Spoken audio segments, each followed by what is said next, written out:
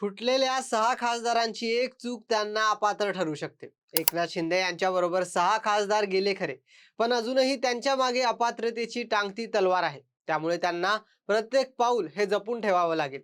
कारण ऑपरेशन टायगरला जर यशस्वी बनवायचं असेल, तर कायद्याच्या प्रत्येक चौकटीत त्यांना आपलं कृत्य वैध आहे हे सिद्ध करावं लागेल. त्यात आज शिवसेना वर्धापन दिन आहे.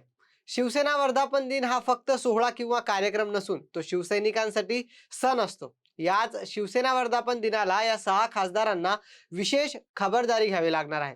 कारण या 6 खासदारांची एक चूक ऑपरेशन टायगरला फेल देखील करू शकते. आतापर्यंत ऑपरेशन टायगर कितपत यशस्वी झाले, कितपत बाकी राहिले, पाहूयात आपल्या या व्हिडिओच्या माध्यमातून. नमस्कार, मी अनिकेत जाधव व तुम्ही पाहत आहात टाइम महाराष्ट्र. गेल्या 3-4 दिवसांपासून राज्यात मोठा राजकीय भूकंप झालेला आहे आणि हा भूकंप अद्यापही शांत झालेला नाही. कारण या भूकंपाने नेमकं ठाण्याला धक्का बसेल की मातोश्रीला हे अद्यापही कळालेलं नाही.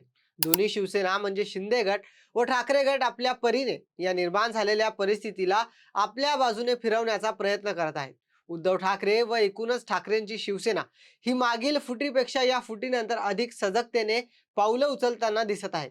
उद्धव ठाकरे हे आपल्या प्रत्येक पावलात, आपल्या प्रत्येक निर्णयात फुटीर 6 खासदारांना कायद्याच्या चौकटीत अडकवण्याचा पुरेपूर प्रयत्न करताना दिसत आहे. आपल्या याच सजगतेचा काल प्रत्यय देखील दिल्लीला पाहायला मिळाला.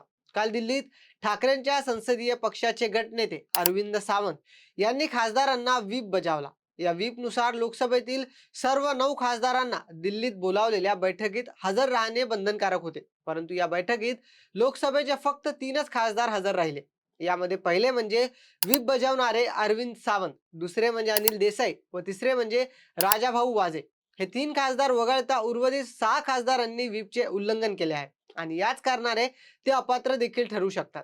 कारण पक्षांतर बंदी कायद्यानुसार जर कोणत्याही पक्षाच्या खासदाराने पक्षाच्या व्हीपचे उल्लंघन केले तर थेट ते अपात्र होतात.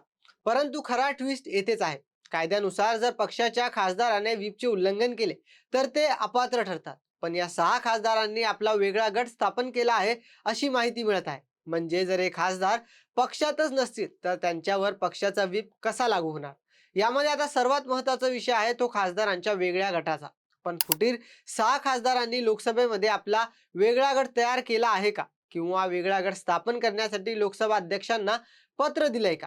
किंवा त्या पत्रावर 6 खासदारांच्या सह्या आहेत का? किंवा जर पत्र दिलंच असेल तर लोकसभा अध्यक्षांनी त्यांच्या मागण्या मान्य केल्या आहेत का? किंवा कोणत्या विशेष सूचना दिल्या आहेत का? याबाबत अद्यापही कुठलीही स्पष्टता आलेली नाही.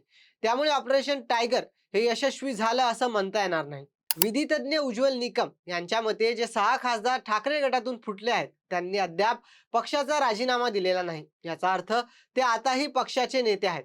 जर असं असेल तर त्यांना पक्षाचा व्हीप लागू होतो व 10व्या शेड्यूलनुसार ते अपात्र ठरू शकतात.